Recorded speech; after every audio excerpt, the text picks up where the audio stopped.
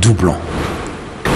Les 8 millions de nouveaux majors qu'il faut enrôler ne se trouvent pas dans un entrepôt pour les déplacer dans un autre.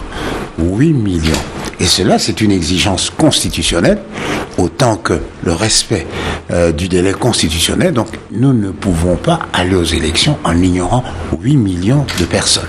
Oui, mais quand la CENI rendait public l'année dernière, ou cette année, le calendrier global, il n'était pas fait mention de 2 à 4 ans. Pour les élections sénatoriales et provinciales, on faisait fi des nouveaux majeurs, mais pour les élections présidentielles, on donnait la date, on confirmait la date de décembre 2016 pour l'élection présidentielle. Donc, on se rend compte de ces 2 à 4 ans nécessaires quand on va aux élections ou quand on prépare 5 ans avant, à la fin de l'organisation de l'élection précédente? Là, ce sont les futurs. Je vous parle des données techniques. Les premières élections étaient des élections politiques, c'est-à-dire décidées par la classe politique, malgré qu'on n'avait pas fait le recensement, qui est la matrice de base. La deuxième élection, également politique, on a fait une projection. Et aujourd'hui, non seulement il y a toutes ces données, toutes ces insuffisances, mais il y a aussi des pertes de données. Il y a des kits qui ont disparu, qui sont allés dans un pays voisin. À peu près 4000 kits. En plus, il n'y a aucun document qui établit de façon certaine et apodictique que tel est congolais, tel électeur ne l'est pas. Donc, il nous faut revoir l'état civil. Je crois qu'il faut avoir l'esprit d'un agriculteur. Un agriculteur, ce qu'il sait, quand c'est sur le bitécoutécou, c'est quelques semaines. Et quand c'est le maïs, ça prend plus longtemps. Et si vous voulez le mangoustan, c'est 10 ans. Alors là, voilà pourquoi je pense que, en tant que garant de la nation, le président de la République s'est rendu compte, en réalité, de ce problème qui risquait de se poser à terme, qui risque de se poser à terme. Il a dit, il faut que nous, les hommes politiques, nous puissions nous réunir autour de cette hypothèque sur la vie nationale, le fichier électoral. Qu'est-ce qu'il faut faire? Paulette Kibuntu, Congo Web Télévision. Bonsoir ou bonjour, monsieur Atundu. Bonjour. Voilà, vous avez parlé des élections politiques. Les deux premières fois, les 2 élections précédentes, c'était des élections totalement politiques. Cette fois-ci, on veut des élections techniques, pour être plus précis. Donc, on doit faire le toilettage, on doit tout faire et cela nous prendra. C'est pas vous qui l'avez dit, mais nous estimons que ça va nous prendre 2 à 4 ans. À dire les experts. Alors, à ce moment-là, on aura un président spécial? Non, pourquoi? Que dit la Constitution précisément? Le président ne sera plus... sera hors mandat? Sera-t-il légitime? Sera-t-il un président spécial garanti par la Cour constitutionnelle? La Constitution dit ceci. Le président de la République quitte ses fonctions à la prestation de serment de l'autre. Donc ça peut prendre 10 ans, ça peut prendre 15 ans. Non. Donc il restera toujours président. C'est un mécanisme destiné à assurer l'équilibre des institutions, pour éviter qu'on tombe dans un cas de vide juridique qui serait une ouverture à toutes les aventures, et pourquoi pas militaires aussi. Revenons un peu, parce que l'histoire nous enseigne, comme nous sommes dans le dialogue, c'est un des thèmes de cette émission. Vous avez fait partie de l'histoire de notre pays. Vous étiez un homme dans les sillages du moboutisme, qu'on le veuille ou pas. Aujourd'hui, on a l'impression qu'on est en train de vivre le moboutisme sous Kabila, sous diverses façons. Est-ce que vous avez l'impression qu'aujourd'hui, Mobutu est réellement vivant dans les pratiques qu'on fait aujourd'hui? Non, c'est vous qui qualifiez la période actuelle de moboutiste. Mais ce que je sais, c'est que Kasavubu a marqué ce pays par ses 5 ans. Mobutu par ses 32 ans. Mzee par ses 2 ans ou 3 ans. Et le président Kabila, Joseph aujourd'hui, est tributaire de toute cette histoire. Donc aujourd'hui, dans la pratique congolaise, il y a des références à Kasavubu. Aujourd'hui, nous sommes tous fiers. Ce fut le seul président qui a ramené l'argent à la caisse. C'est une référence. Vous gommez aujourd'hui Mobutu de l'histoire de notre pays, mais aujourd'hui, on a l'impression que les pratiques du moboutisme sont en train de refaire surface. Personne ne gomme Mobutu dans l'histoire. Il n'est jamais cité. Vous êtes de la majorité présidentielle. Mobutu n'a jamais été cité dans de grandes occasions. Comment il n'a jamais été cité? Vous voyez la télévision. La télévision, on voit tous les chefs d'État, y compris Mobutu, à côté de... Ça, c'est une politisation de faits historiques. L'histoire va se comporter adéquatement elle-même.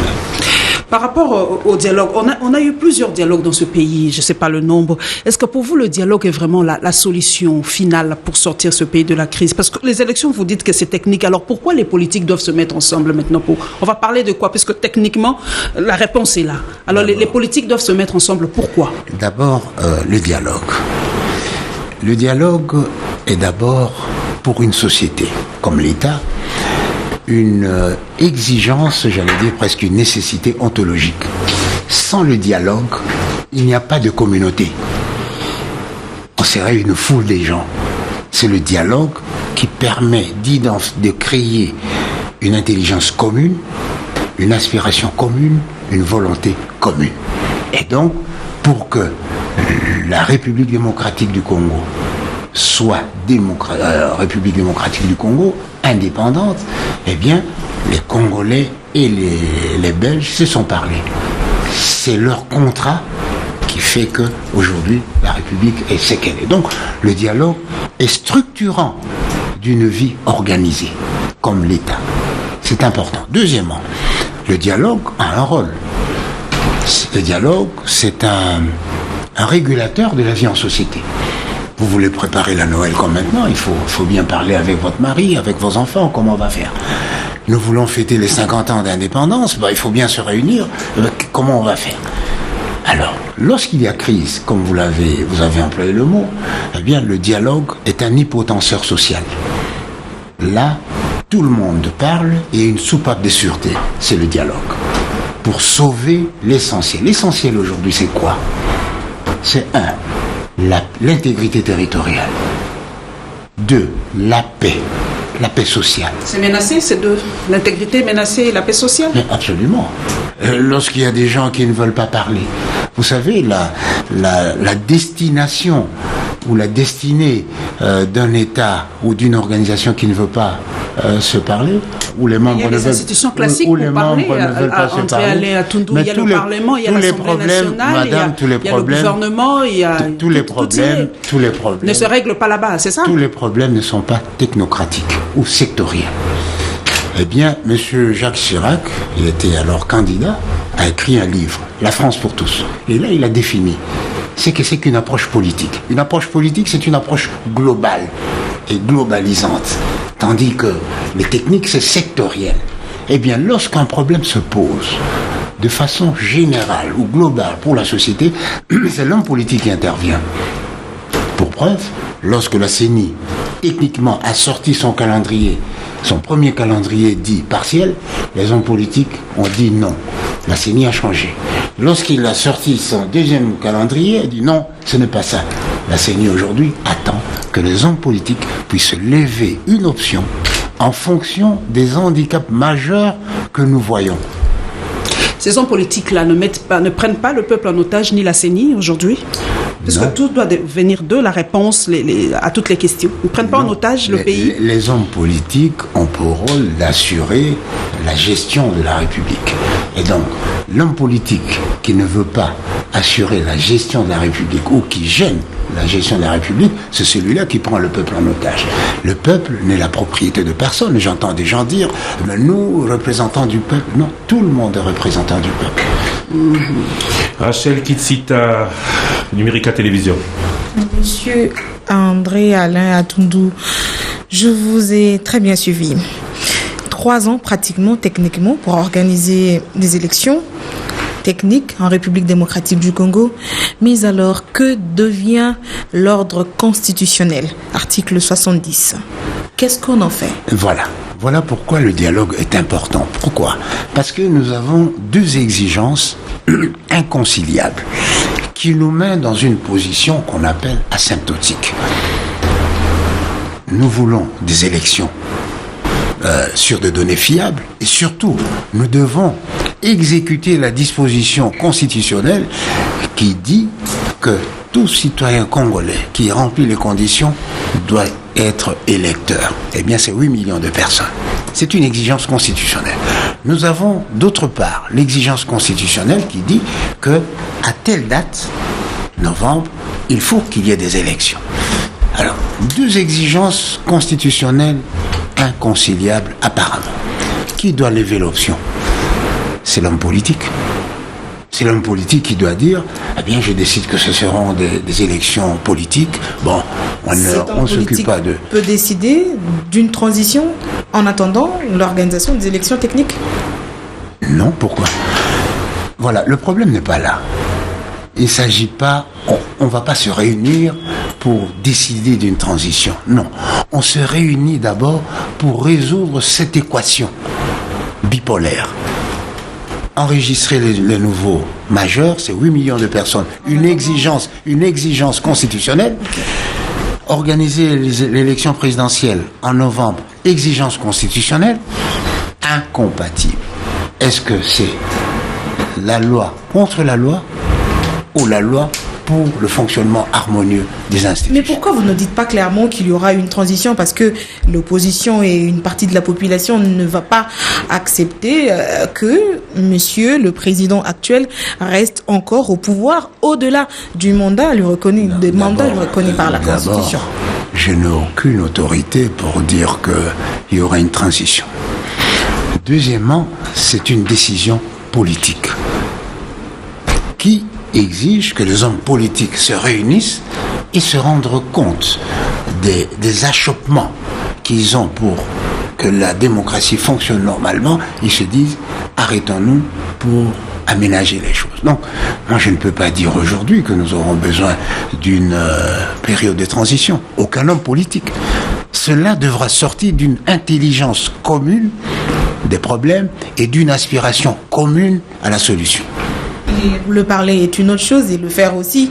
On dit que la majorité, vous avez vraiment un agenda caché, qu'après ce dialogue, on va assister à une révision, si pas une nouvelle constitution pour la République démocratique du Congo, la dissolution du Parlement, etc.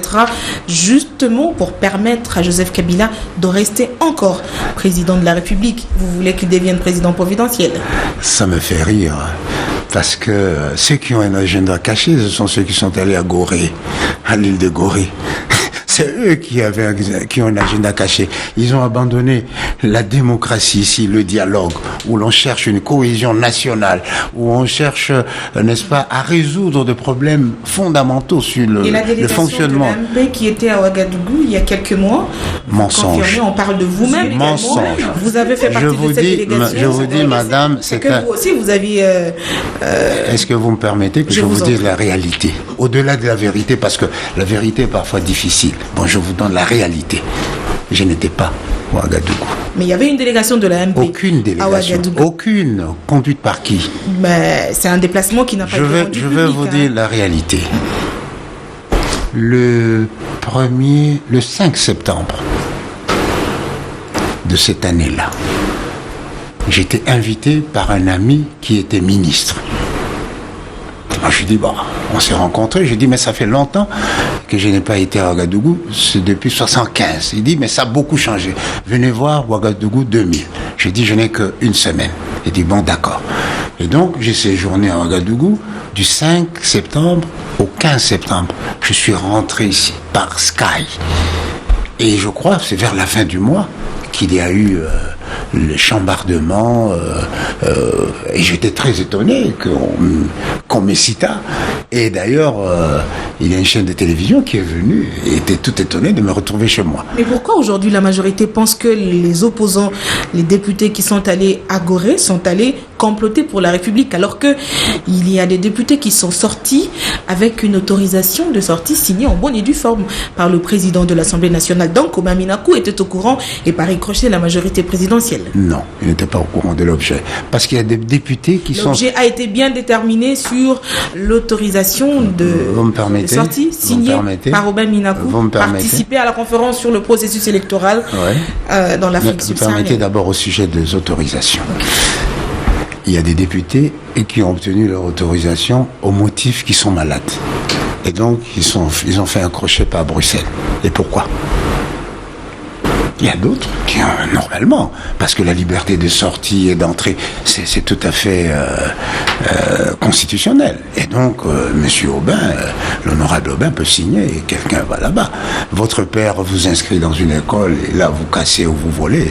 Il n'est responsable de rien. Et qu'est-ce qui vous fait dire qu'ils sont allés comploter pour la République ? Les faits. Lesquels faits ? Les faits... Je ne sais pas si à ce stade il faut le dire, mais... Justement, il faut le dire. Non, il ne faut pas tout dire. Justement, parce qu'il ne faut pas faire aussi des accusations. Il ne faut pas tout dire parce que les services sont là. Et si vous avez suivi le président de l'Assemblée nationale, qu'est-ce qu'il a dit ? Une formule pudique. D'après les renseignements fournis à notre demande. C'est les services. Alors, je ne vais pas rentrer dans les services, mais toujours est-il que le gouvernement du Sénégal n'a pas nié. Il a simplement dit « je ne savais pas ». L'Église catholique a retiré son représentant. Et pourquoi donc ? Donc il y a des indices et même des indications suspectes. Apparemment, vous êtes en cours d'argument, la majorité présidentielle, sur les accusations portées contre ses opposants qui sont allés à Gorée. On n'est pas en cours d'argument, madame. Et le président Aubin a dit, pour ce problème, eh bien, le règlement d'ordre intérieur du Parlement est là, le comité de sages est là, il y a même la possibilité de créer une commission spéciale, parce que certains députés voulaient qu'il soit sanctionné immédiatement. Quelle serait la sanction ? Vous êtes juriste, vous savez que la charge de la preuve appartient à celui qui accuse. Quelle serait la sanction de quelqu'un qui va sur l'île de Gorée après en avoir demandé l'autorisation et l'avoir obtenue ? Quelle serait la sanction pour quelqu'un qui va à l'île de Gorée, même si il avait l'autorisation de se retrouver à Bruxelles ? La sanction. D'abord, c'est un mensonge. Celui qui est passé par Bruxelles pour aller à l'île de Gorée, il devra subir au moins des sanctions administratives, sinon disciplinaires. Bon, celui qui est allé à l'île de Gorée au motif qu'il s'agissait d'une réflexion sur le processus, etc., eh bien, devant les faits, le fait qu'il n'y ait on n'ait parlé que du Congo, le fait que la plus grande partie, il n'y avait que des Congolais et de l'opposition seulement. Souvenez-vous, l'Institut sud-africain, Institute for Global Dialogue, Institut pour le global, le dialogue intégral, eh bien, a organisé ce genre de rencontre. Et il y avait toujours opposition, majorité, société civile. Alors pourquoi ils veulent éviter les membres de la majorité pour un problème, parce que le processus électoral ne concerne pas que l'opposition, ça concerne l'opposition, la majorité, la société civile et même les indépendants. Dans une émission d'une radio de la place, qu'on ne citera pas, vous comprendrez pourquoi, l'argument contraire vous a été opposé. Nous n'avons pas entendu votre réponse. Laquelle ? Vous dites... Impossible de dire exactement ce que vous le reprochez parce que... Non, c'est ce que vous avez dit à l'instant. Maintenant, je vais plus loin. Je ne m'arrête pas à ça. Je vais plus loin. Un auditeur vous a posé la question suivante. En Italie, en Espagne, l'AMP a rencontré l'UDPS. C'est resté secret jusqu'aujourd'hui. On n'a pas parlé de complot. Certains, à l'opposition, ont parlé d'un complot contre la Constitution. Est-ce que on peut faire un parallèle entre les deux rencontres ? Aucun parallèle. Aucun. Tout simplement parce que la rencontre d'Ibiza, de Venise, de Bruxelles, de La Haye, c'est les négociations préliminaires entre la majorité présidentielle et l'UDPS. Chose qui n'avait pas été annoncée. Non, mais pourquoi? Pourquoi? Mais pourquoi l'annoncer? Ce sont des négociations préliminaires et même beaucoup de gens de la majorité ne le savaient pas. Souvenez-vous, l'UDPS elle-même avait dit non, nous ne reconnaissons pas. Parce qu'en ce moment-là, il n'était pas opportun de dire, parce que nous voulions nous assurer que toutes les garanties étaient données de part et d'autre avant de dire la chose à l'opinion pour ne pas soulever des espoirs inutiles. Dans le cas de la réunion... Mais comment vous allez comparer une réunion conviée par... initiée par une autorité de la République, garant par-dessus le marché, et une réunion d'une ONG particulière? Non. À l'Institut de Gorée, ce n'est pas non plus l'institut du grand banditisme. On parle de résolution des conflits. Oui, mais dans le cas d'espèces, excusez-moi, ils envisageaient plutôt la radicalisation de conflits. Eric Ambago, Top Congo FM. Pardon? Eric Ambago. André Alain Toundou, concrètement, le Sénégal veut participer à la déstabilisation de la RDC. Répondez-moi directement. Il est de la responsabilité du Sénégal de veiller à ce que, à partir de son territoire, rien ne se fasse contre un autre pays, surtout s'il est frère et avec qui il a des responsabilités. Alors aujourd'hui, le Sénégal veut participer à la déstabilisation de la RDC. Il a manqué à son devoir d'assurer, de contribuer à la sécurité des États autres. Chaque État a la responsabilité de veiller à la sécurité de l'autre. En quoi cette réunion trouble la sécurité du Congo? Et donc, j'allais dire, vous êtes donc le seul qui est arrivé en Galilée aujourd'hui. Mais comment ça a fait l'objet d'une séance au Parlement? Parce qu'on a vu Y'en a marre et les citoyens, c'est ceux qui ont courroucé les Congolais. Non, c'est pas Y'en a marre. Mais c'est eux, ils ont été expulsés ici. Et c'est le sujet. Non, c'est les sujets qui étaient traités. On parle de processus démocratique. Le processus démocratique, ça c'est le paravent. Vous savez, vous connaissez la grammaire. Il y a les sujets apparents et les sujets réels. Il est une femme.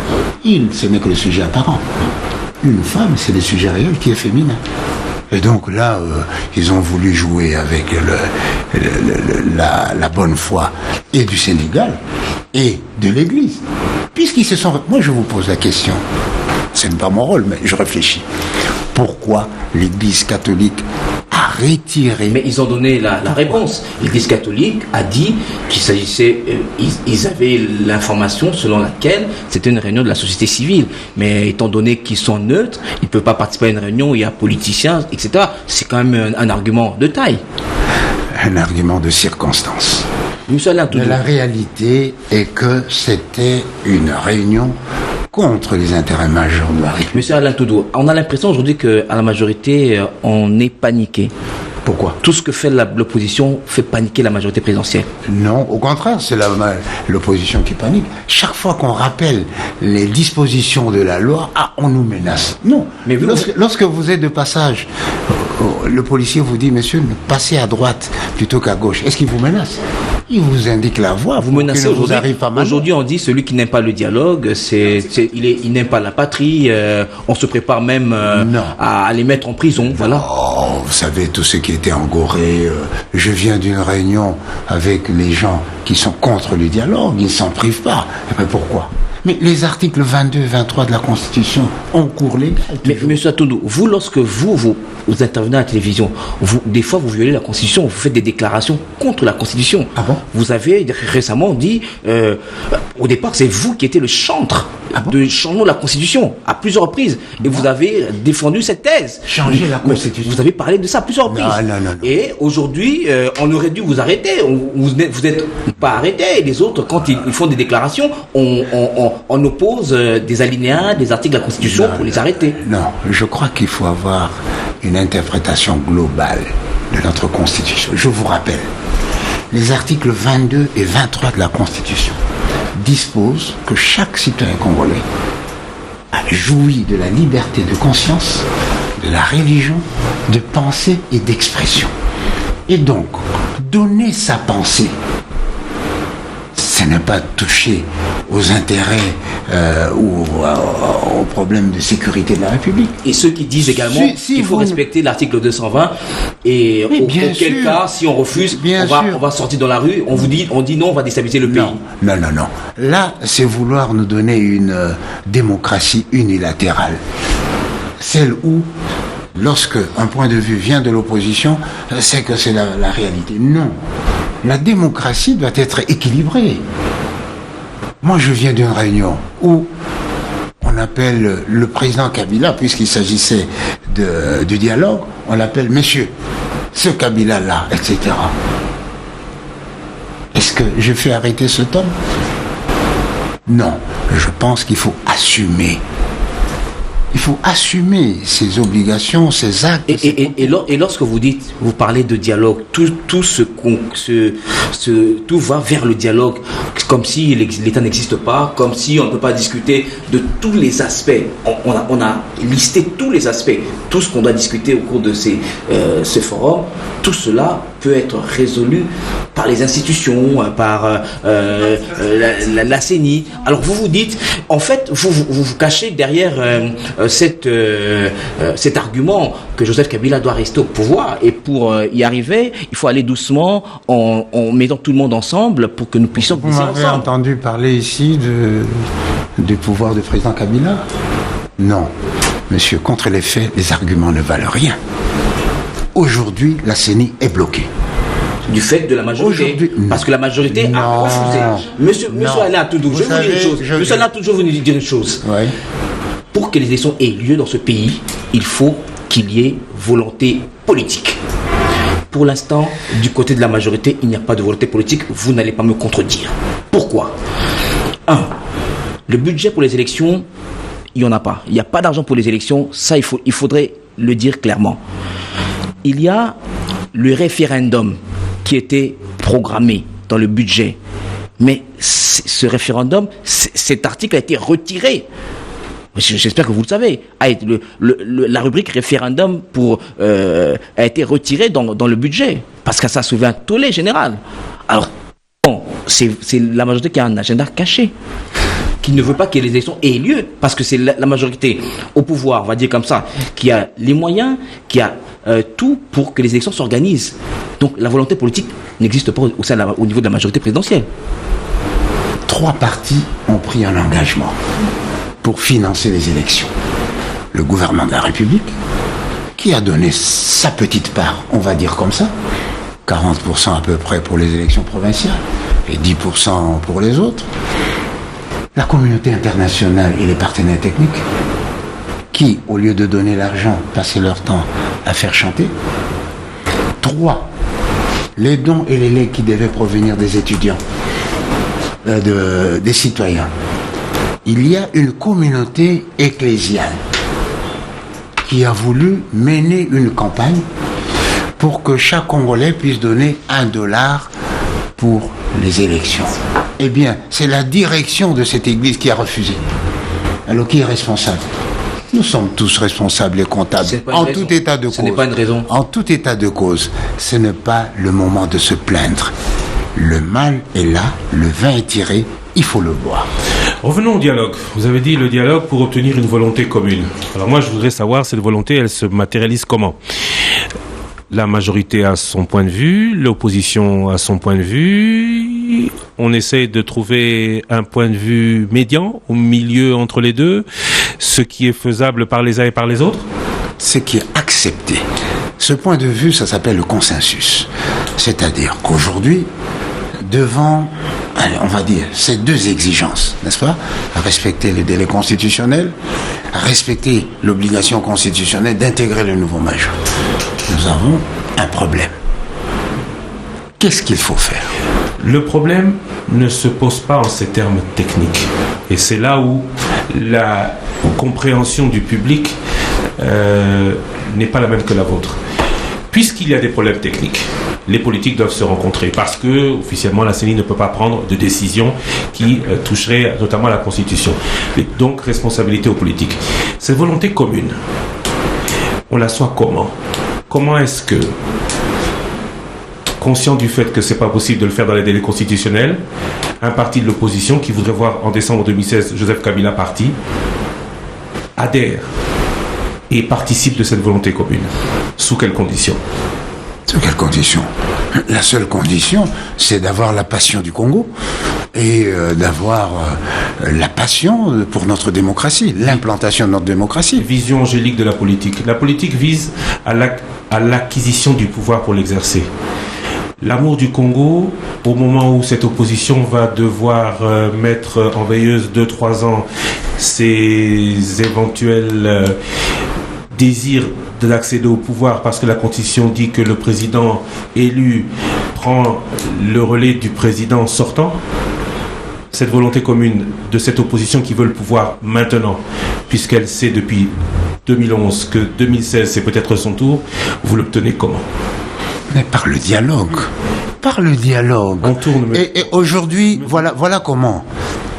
D'abord, il y a une série d'accords préalables qui ont été obtenus. 1. La commodération. Le bureau doit être constitué d'un représentant de la majorité, de l'opposition, et le rapporteur, ce serait de quelqu'un de la société civile. Ça, c'est de 1. 2. Il y aurait la présence d'un facilitateur international. 3. L'ordre du jour, les modalités pratiques. D'abord 3, c'est le comité préparatoire. Eh bien, 4, l'ordre du jour, les sujets et tous les autres, c'est le comité préparatoire qui le fait. Alors, quelle garantie ? Vous n'avez pas répondu à ma question. Volonté commune, pourquoi ? Volonté commune, comment ? Le président Joseph Kabila a été élu en 2011. Son gouvernement avait l'obligation, en 2016, d'organiser des scrutins présidentiels. C'est la Constitution qui le dit. Cette volonté commune, vous l'arrêtez comment ? Pour cette opposition dont certains sont tout nouveaux dans l'opposition, tout simplement, vous le dites parce qu'ils savent que peut-être demain l'alternance veut dire que ce soit l'opposition qui l'emporte. Comment est-ce que cette volonté commune vous l'obtenez ? Vous semblez ne pas vouloir répondre à ma question. Permettez-moi de nous faire un peu avancer. Vous avez discuté avec l'UDPS, il se murmure.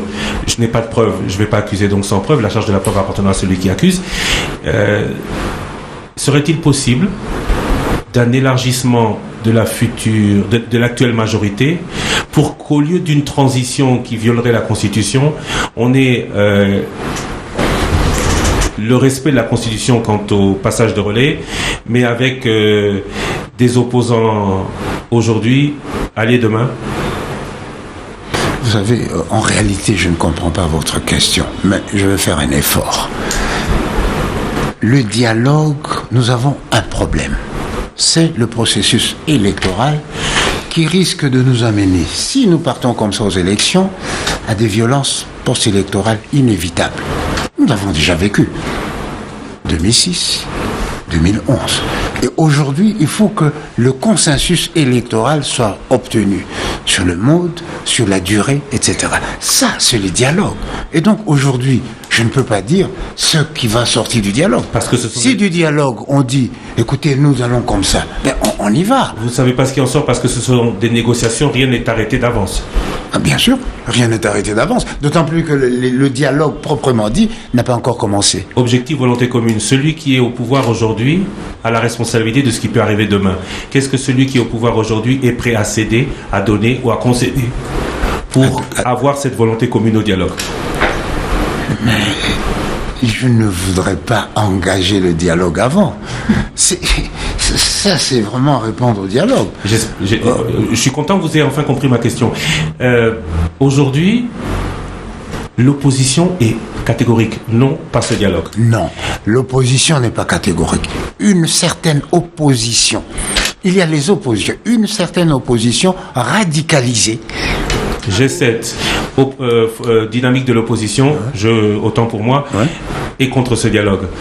Vous les amenez autour de la table comment? Mais par la persuasion. Si, en tout état de cause, ils ne veulent pas, mais c'est la démocratie.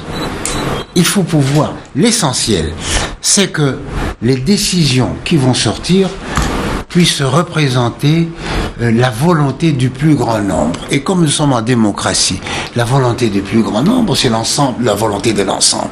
Donc ils seront obligés d'appliquer ou de vivre les conséquences de ces résolutions et recommandations. Et d'ailleurs, le référendum, l'UDPS n'avait pas participé. Et pourtant, les élections, il n'en voulait pas. Il a des députés, etc. Donc, le pays ne peut pas être pris en otage par quelques personnages qui, peut-être n'ayant pas les moyens de mener un combat à la loyale, eh bien, voudraient court-circuiter le peuple à travers des négociations entre partenaires politiques. Non, le dialogue n'est pas là pour contourner la Constitution. Le dialogue n'est pas là pour comploter contre un groupe. Le dialogue est là pour résoudre un problème qui s'amoncelle et que le président de la République, en tant que veilleur, a vu. J'ai dit, tiens, si nous ne faisons pas attention, nous aurons tel problème. Eh bien, je vous invite à voir ce problème. Et aujourd'hui, les problèmes sont réels. Je vous dis, l'état technique de la CENI est préoccupant. Et là, dire aux gens, oui, nous exigeons le respect de la Constitution, etc., qui ne l'exige pas. Mais les modalités d'application, c'est ça le plus important. C'est là où on mesure et le courage et l'honnêteté de l'homme politique. Paulette Kimoutou, Congo Web Télévision.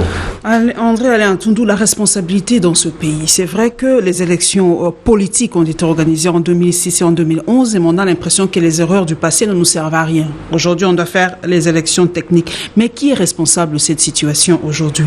Et nous pouvons sortir un tout petit peu de notre pays. Je sais que vous avez sillonné le Rwanda. Il y a eu référendum aujourd'hui au Rwanda pour changer de constitution et cela permettra à Kagame d'avoir son 3e ou 4e mandat et peut-être président jusqu'en 2015-30. Et on a l'impression que l'Afrique vit par bond. Hein. Il y avait le bond de la colonisation, les indépendances, le monopartisme, les conférences nationales, le multipartisme. Et aujourd'hui, ce sont les changements des constitutions. Pourquoi, selon vous, les présidents africains en veulent à leur propre constitution? Pourquoi ils ont peur de ces 2 mandats? Ces 2 mandats et point barre. Pourquoi les présidents africains ne veulent pas partir? En fait, francophones en général. Je ne peux pas parler au nom des présidents africains, je veux parler de mon pays. La vie politique de la République n'est pas une réplique de la vie politique au Rwanda, de la vie politique aux États-Unis. Pourquoi? Parce que nous avons commis une erreur, allez, on va dire presque congénitale.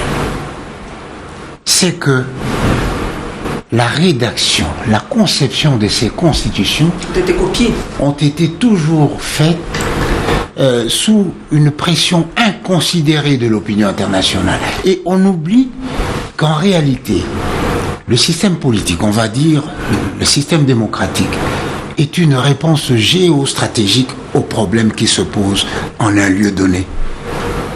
Lorsque les États-Unis font un amendement, est-ce qu'ils demandent l'avis du peuple congolais? Si, pour une raison ou une autre, le peuple congolais estime que pour moi, 5 ans du président de la République, c'est peu et c'est trop, eh bien je veux 2 ans. Pourquoi pas? Je vous rappelle qu'au Dahomey, actuel Bénin, eh bien, il y a eu tous ces problèmes et à un moment donné, qu'est-ce que la classe politique a décidé? On va faire une présidence rotative. Il y avait le président Maga, le président Ahmadebe, le président Apiti et le président Zinsou. Zinsou. Chacun devait régner 6 mois. Après le premier tour, le deuxième tour. Donc la démocratie n'est pas vraiment africaine si on réfléchit ainsi. Non. Et donc l'alternance n'est pas aussi synonyme de bonne gouvernance comme l'a si bien dit Kagame. Non. La démocratie est une réalité située. Il ne faut pas copier ce qui s'est fait en France. D'ailleurs, la démocratie française n'est pas la démocratie belge. Et pour preuve. Donc il nous faut notre propre démocratie à la congolaise. Il faut que la démocratie congolaise soit une réponse aux problèmes qui se posent au Congolais. Mais quelle est cette réponse pratiquement? Pour vous, pour que le Congo décolle, le président doit faire combien de temps? 10, 15, 20, 30 ans? Je n'en sais rien. Je vous dis seulement, il faut que la volonté du peuple soit révélée à l'abri de toute pression et de tout chantage. C'est ça. Vous n'allez pas dire au peuple français. Quand le président, je crois que c'était Mitterrand, qui avait dit, bon maintenant ce ne sera plus 7 ans, c'est 5 ans. Est-ce qu'ils avaient demandé l'avis d'un peuple africain? Mais ils ne vous demandent pas l'argent pour faire leurs élections. Ah si, vous savez... Non. Peut-être l'éléphant diplomatique, on n'en sait rien. Je vais vous dire ceci. Il ne s'agit pas de l'argent, parce que là, vous touchez à un problème important, qui est la coopération internationale. Les élections, c'est rien. Mais est-ce que vous savez que dans le domaine des sécurités, Israël a 3 milliards des États-Unis? L'Égypte a 1 milliard pour son armée. Qu'est-ce que ça veut dire? Ça veut dire que le monde est un grand village. Les problèmes des uns et des autres nous préoccupent. Mais pourquoi le problème congolais semble... Pourquoi on ne nous donne pas l'argent pour faire nos élections calmement alors? Ah, il faut poser la question, par exemple, à la communauté internationale et aux partenaires techniques, pourquoi au lieu de donner leur part, ils passent leur temps à faire chanter le gouvernement et le peuple. Rachel Kitsita, Numérica Télévision. Et lorsqu'on parle des présidents africains qui veulent s'éterniser au pouvoir, devenir des hommes forts plutôt que des institutions fortes pour leur pays respectif, Monsieur André Alain Atundu, le 14 décembre dernier au Parlement, devant le Congrès réuni, l'état de la nation dressé par Joseph Kabila. Certains disent qu'ils ont eu l'impression de suivre un discours programme de Joseph Kabila, pas un président qui est prêt à quitter le pouvoir, c'est-à-dire un président qui peut se représenter et qui va probablement se représenter encore. Un chef d'État ne travaille jamais en fonction d'un mandat. Le développement de pays dépasse toujours le délai d'un mandat. Un mandat, c'est une séquence dans le processus de développement du pays. Et donc, le président Kabila ne peut pas dire, eh bien, après moi, tout s'arrête. La révolution de la modernité s'arrête. Les infrastructures, ça s'arrête. Non. Il doit faire une projection. Pourquoi? Parce qu'il y a la notion de la continuité de l'État. Et celui qui viendra aura facile à faire s'il trouve déjà une voie tracée. Après 15 ans, après 20 ans 20 ans, 30 ans, pourquoi pas? C'est tout dit. Hein? Non, ce n'est pas tout dit. C'est parce que vous voulez me faire dire que le président Kabila cherche à s'éterniser au pouvoir. Non, madame, je vous dis qu'il y a un problème. C'est lequel? Ouvrez les yeux. C'est le processus électoral. Si le problème n'est pas réglé, déjà, la CENI est en panne. Eh bien, si nous continuons comme ça, on ne va pas organiser les élections, les élections voulues par tous au mois de novembre. Parce que rien n'est fait. Je vous ai donné le calendrier sommaire de tout ce qu'il faut pour que les élections s'organisent. Et là, il y a déjà 24 mois. Alors, ne donnons pas l'impression d'un papa irresponsable qui va prendre des enfants à l'école. Les enfants disent, bon, nous avons faim, vous allez manger à la maison. Il sait très bien qu'il n'a pas laissé à manger à la maison. Donc, soyons responsables.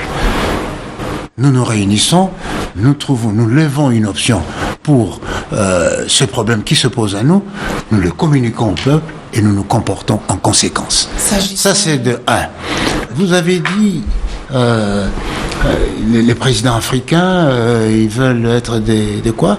Des fortes... C'est-à-dire les hommes... Non, des hommes forts et tout ça. Madame, pour être à la tête d'un État, il faut être d'une forte personnalité. Et c'est pourquoi il faut toujours tailler la Constitution. Non, il faut être d'une forte personnalité. Pourquoi? Parce que les rapports de votre pays ne se limitent pas sur le plan interne. C'est aussi sur le plan externe. Nous venons de COP21 aujourd'hui. Mais est-ce que vous savez que c'est un combat pour le leadership international? Et donc, si vous n'avez pas de personnalité, qu'est-ce que vous allez faire? La politique, ce n'est pas de la philanthropie, ce n'est pas une œuvre de bonne sœur non plus. Alors, une dernière question, c'est en rapport avec le mot de scrutin. Le chef de l'État l'a également souligné dans son discours. Est-ce que vous pensez réellement, soyons réalistes, monsieur Alain Atundu, dans quel Congo, République démocratique du Congo, va-t-on organiser des élections à vote électronique? Déjà qu'il n'y a pas du courant, on rêve ou on est dans la réalité des choses? D'abord, le président n'a pas parlé de mode électoral, il a parlé de modalité de vote, n'est-ce pas? Les modalités de vote, c'est différent. Et de 2. 3, le président a demandé qu'on mène une réflexion. Eh bien, Sans réflexion, l'homme ne vaut rien. Parce que tout homme qui a confiance à l'avenir doit être un projet. Si le président Kabila n'avait pas rêvé de faire du boulevard ici, à 4 ou à 8 bandes, on n'aurait jamais eu ça. S'il n'avait pas rêvé de restituer, de construire le pont de la Luangue pour réunir le Bandundu et le Kasaï, tout commence par le projet, madame. De vote, la loi électorale parle de vote à bulletin, à papier et de vote électronique. Et le président de la République parle de mode de scrutin qui ne va pas coûter à la République. C'est-à-dire, en clair, comment, c'est quoi finalement? Oui, c'est-à-dire comment comprendre l'idée de Joseph Kabila? Mais l'idée de Joseph Kabila, c'est que nous n'ayons pas des élections qui puissent, dans le coup, puissent bloquer la marche de la démocratie. Au second degré, par exemple. C'est vous qui le dites.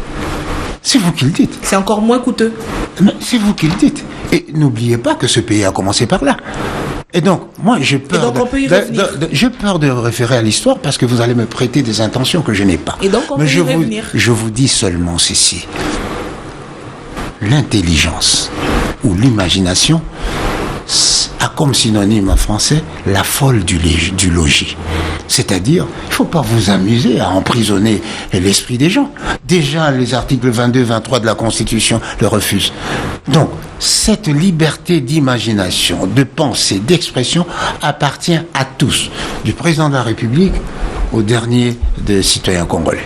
Eric Ambago, Top Congo FM. André Alain Atundu, Joseph Kabila, pour vous, encore président jusqu'en quelle année?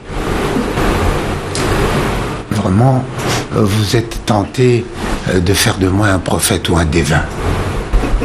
Mais comment je peux le savoir? Vous soutenez le changement de la Constitution? Non. Si. Personne. À plusieurs reprises, vous avez parlé dans des émissions que vous étiez pour changement de la Constitution parce qu'il fallait changer le contrat social. Je vous ai suivi, monsieur Alain Atundu. Moi, Atundu? Vous avez dit ça, monsieur Atundu? Jamais.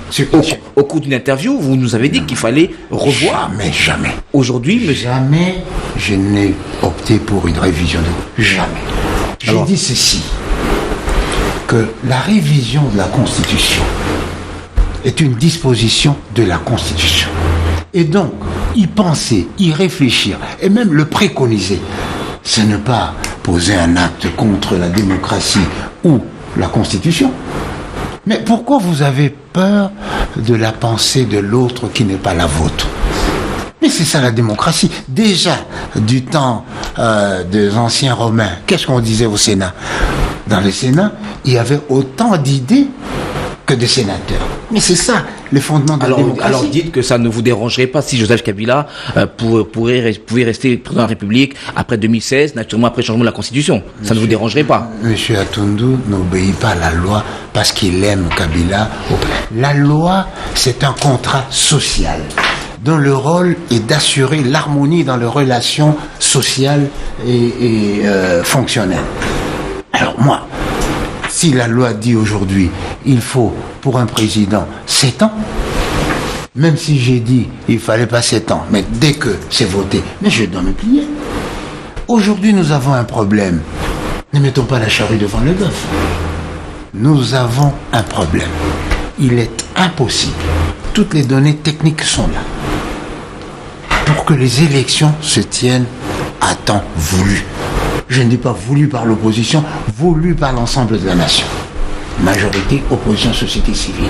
Le contexte ne sont pas. C'était préparé par la majorité? Non. Pourquoi?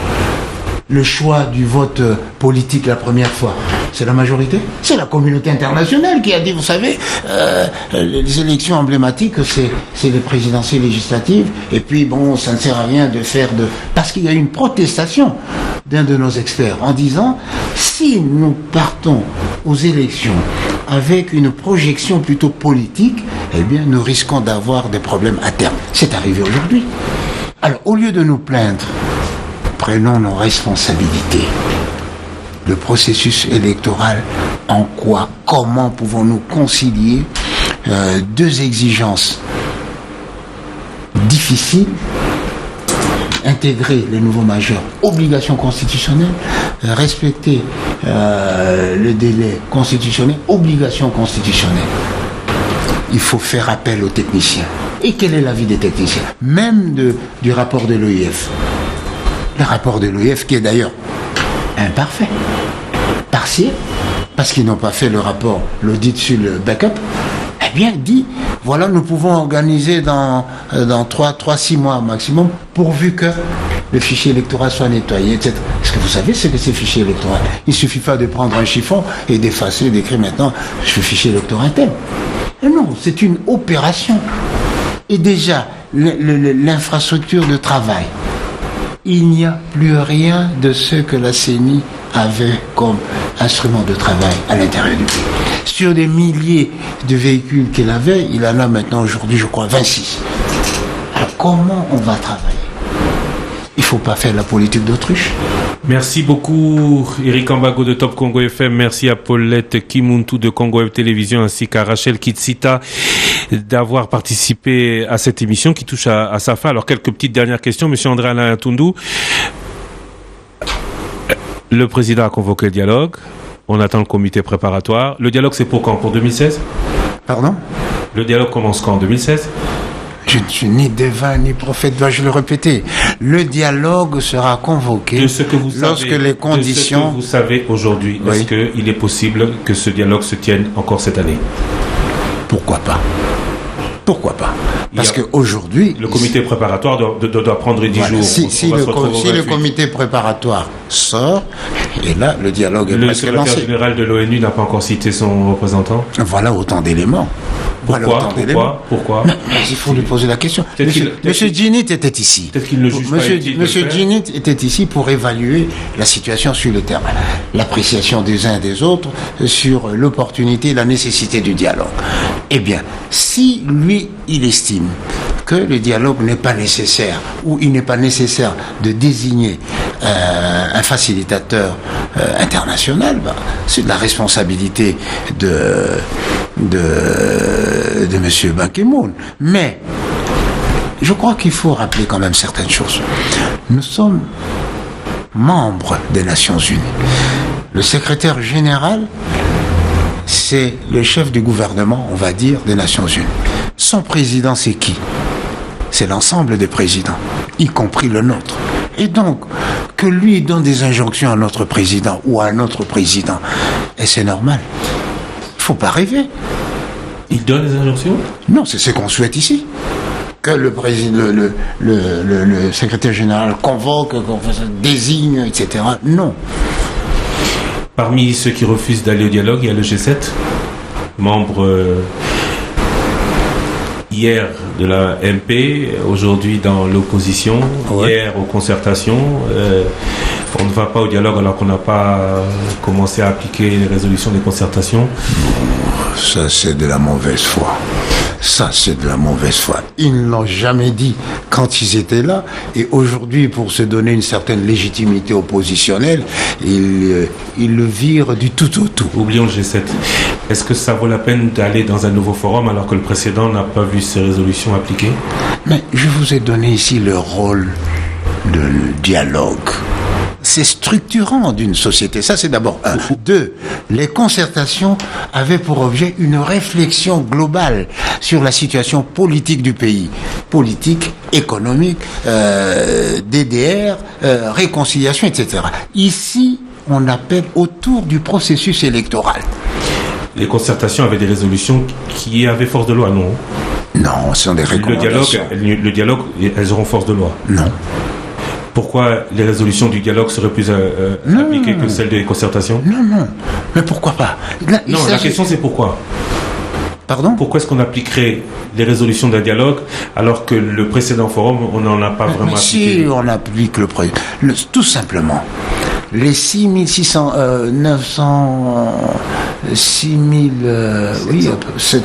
600 à 700 résolutions du dialogue n'ont pas vocation à être appliquées en même temps. Je vous donne seulement deux emblématiques. Le gouvernement de cohésion nationale est là. L'enrôlement de la diaspora est pris en compte. Alors, non, il y a à peu près 30% des résolutions qui s'exécutent. Tandis que pour le dialogue, c'est un seul sujet jusqu'à présent, le processus électoral. Un seul sujet, et mais donc, il peut y avoir une le processus, l'issue heureuse du dialogue doit être marquée par une décision de consensus sur les élections. C'est ça l'issue heureuse. Toute très court. Dernière question. Comme Premier ministre, après le dialogue, vous préféreriez Maître Mukendi ou Félix Tshisekedi? La question n'est pas à l'ordre du jour. Deuxième courte question. Dialogue hypotentieur social ou volonté commune? Volonté commune d'hypotension sociale. Monsieur André Alain Atoundou, je vous remercie. Merci à vous, chers auditeurs et téléspectateurs, de nous avoir suivis. Merci à Mika Lusala et à Didi Binsika qui ont réalisé la version télévision. Merci à Patricia Zinga et Amina Mouchegera. Prochain rendez-vous avec le Top Press, ce sera la semaine prochaine. L'actualité continue sur le www.topcongo.be. Le Top Press avec Christian Loussakweno.